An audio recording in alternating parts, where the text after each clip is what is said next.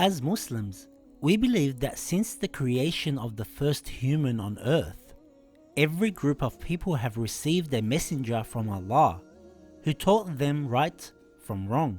There were 124,000 prophets, from Prophet Adam alayhi salam to the Prophet Muhammad, peace be upon him.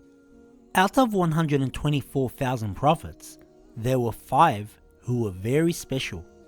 They were extra patient and extra strong. Allah called them the Ulul Azm prophets. They are Prophet Nuh, Prophet Ibrahim, Prophet Musa, Prophet Isa, and Prophet Muhammad, peace be upon them all. Allah subhanahu wa ta'ala gave to some of his prophets books to guide the people and continue reminding the people after the prophet passes away.